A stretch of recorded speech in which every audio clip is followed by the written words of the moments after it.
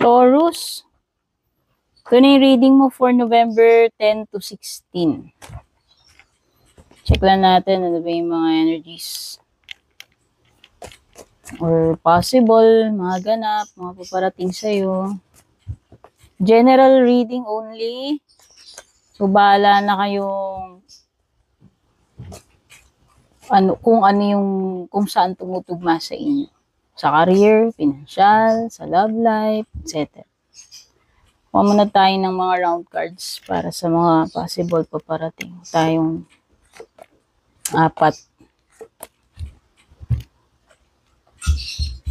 Okay, ito yung 4 cards na hugot natin. Wow, door.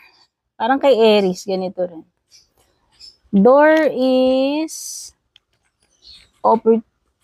opportunities to. Ayan. Ayan. Opportunities are waiting for you. So, may magbubukas. May bububukas ng opportunity for you. Okay, kung hindi man makarating sa itong reading na to ng November 10 to 16, lahat naman ng reading ko rito timeless. Kung kailan man makarating sa iyo, maaaring yun yung perfect timing na ma-receive mo yung mga mensahe dito. O, may magbubukas na opportunities. Plural yan. Okay? So, expect mo na mabibigyan ka ng chances. Break. Kaya lang, meron ka ritong forces working against you. Ito yung mga kontra eh. Pag sinabi natin na yan, may mga kontrabida rito, whether pinag-uusapan dito, pero hindi, forces eh. More on to. Kumbaga yung pag meron kang mga ginagawa, ito yung mga hassle, no? So instead na maging smooth yung ginagawa mo, may mga epal, may mga pampadelay, may mga sagabal. Okay?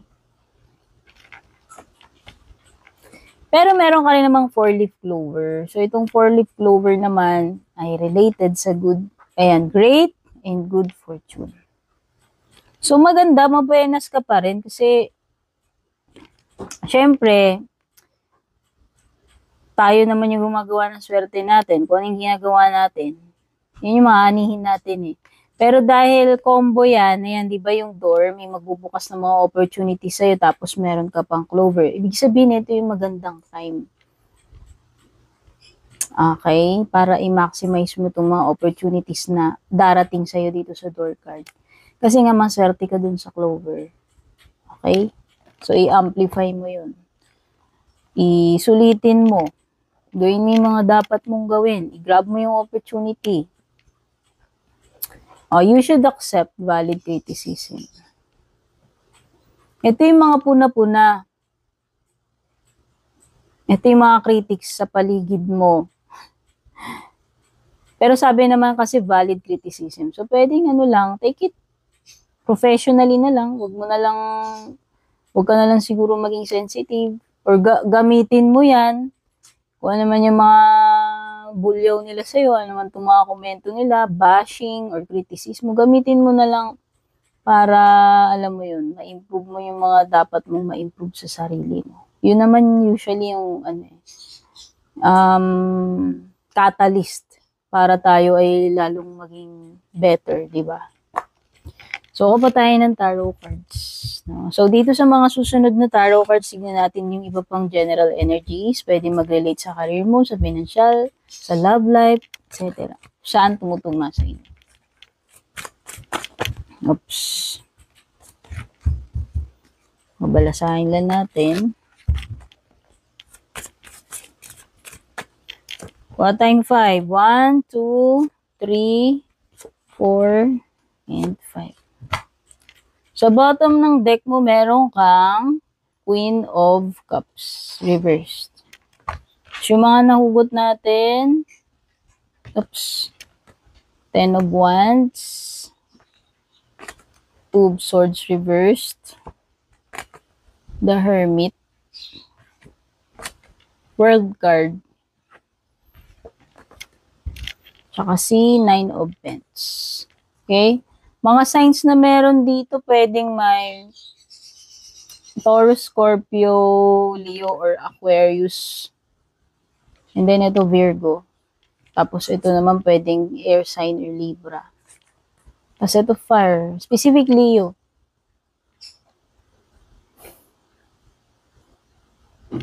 Uy, meron ditong ano. Meron ditong, ang na-reveal ko rito is malapit na eh. Kung kailan malapit na, doon pa susuko. So kung ako sa'yo, huwag ka basta-basta mag-give up dito. Kasi malapit ka na sa completion. 10 is associated sa completion. So feeling ko lang malapit na matapos ng mga ginagawa mo, ano man itong mga burdens na yan, specific burdens. Kasi kung titignan mo, burden yung tao dyan eh. Pwedeng pagod na, hirap na. Pero yun na nga, sabi ko nga, pwedeng konting tiis na lang, tiyaga, konting push na lang, matatapos na rin naman yan. Malapit na doon sa completion. Okay, malapit nang ma-reach yung goal, malapit nang matapos yung mga paghihirap mo dyan. Okay. And ang nakikita ko, kung naging stagnant ka recently, itong Two of Swords reverse is a sign na makakausad ka na eh. Kung noona, conflicted yung situation mo, kung una nahihirapan ka, hindi mo alam kung ano yung susunod na mangyayari or next na gagawin mo. Kasi ito yung period ng stalemate, confusion. Pwede ngang ikaw mismo yung pag-iisip mo yung conflicted, hindi mo ma-make up yung mind, hindi ka makapili, hindi ka maka-decide. Pero yun na nga yung problem na masasolve na itong Two of Swords reversed. So, nakikita ko dito is, finally, matatanggal na yung blockage. Ano man yung blockage na yun. Okay, so magkakaroon na ng continuation, pagpupush forward, no? Ibig sabihin, sabi ko nga, mag-uusad na siya. Okay, so hindi ka na magiging stuck.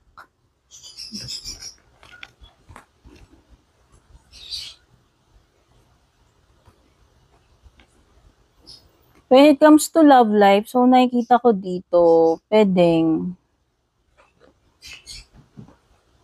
nagkaroon ng ano eh, paglayo or cool off, disconnection.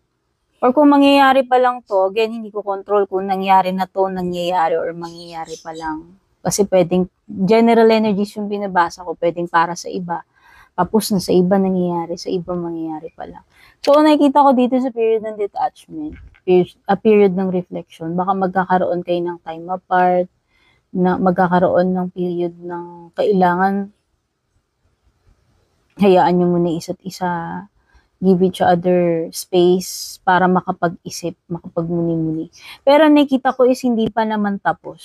Kasi since the world card is hindi pa tapos. Oh, it could be a situation, a relationship na meron kayong unfinished business nitong tao na to. So, parang nakaano lang, parang nakatenga moment lang, yun yung nafe-feel ko. Sabi ko nga eh, hindi pa to tapos with the world card reversed. Okay? Pwedeng ikaw yun or siya, hindi ko alam kung sino yung ano dito eh, nag-detach or nag-iisip. Okay? So, yun na nga, when it comes to your goals naman, in general, sinasabi ko nga dito na maaaring malapit na makumpleto kasi ang world card is completion card also. Ito ay achievement. So, sabi ko nga, etong mga sacrifices mo, yung mga paghihirap mo, malapit na mabigyan ng ano yan eh, ng realidad ng completion with the world card. Pero, hindi pa sa ngayon yan. Sabi ko nga, kailangan mo pang siguro, maghintay, maging patient. Pero sabi ko nga, kapag nag-quit ka, di wala. Kung walang tiyaga, walang nilaga. Yun na yun nasa-sense ko rito. Ayan eh. Hindi mo pa ma-achieve to sa ngayon.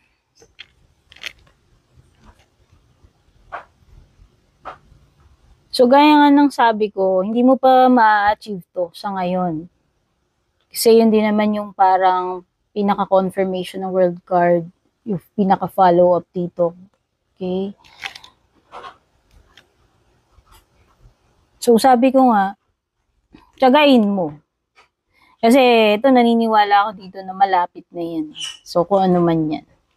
Okay? Konting tiyaga na lang, malapit na yung nilaga mo. Lalambot din ang karne, charot. Okay. So, kung nag-expect ka dito ng pera, parang hindi kaya. Something na related sa money. Could be na hindi mo afford, hindi kayang gawin, hindi kayang i-sustain, i-keep,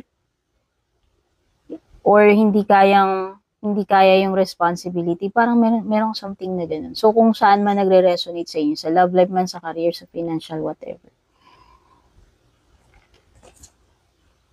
When it comes to dito sa connection, sa romantic connection or sa love life, etong person na to hindi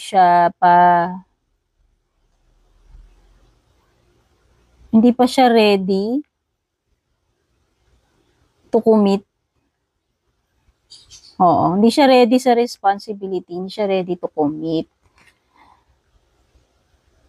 Mas prefer nitong person na to na maging single. Basta kung sino man yan, ikaw o yung person na ka-deal mo, pwedeng wala siyang karelasyon ngayon. Ayaw niya munang ng mga responsibilities or commitments as of now. Siguro mas na-enjoy niya yung pagiging single kung yun yung ibig sabihin nitong mga cards dito. O, kasi parang ang gusto nitong person na to, whether ikaw to o yung person na ka-deal mo, gusto niya muna may marating, gusto niya muna maging successful sa buhay, financially, bago siya mag-commit, mag-going steady, or mag-engage or magpakasal. So, yun yung napipil ko. Actually, gusto pa nga mag-abroad nito. Basta gusto niya pang maging muna, stable, successful, ma-achieve din yung mga goals niya sa sarili niya, sa career, financial. Okay, so yun yung mga pick-up ko. Thank you so much for dropping by. Don't forget to subscribe, like, or follow. Pa-share na rin. Thank you sa mga nag-a-avail ng membership subscription, mga nagpapadala ng stars. Super thanks.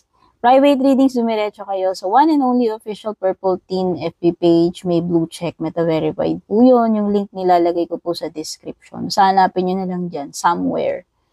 Take care, babush.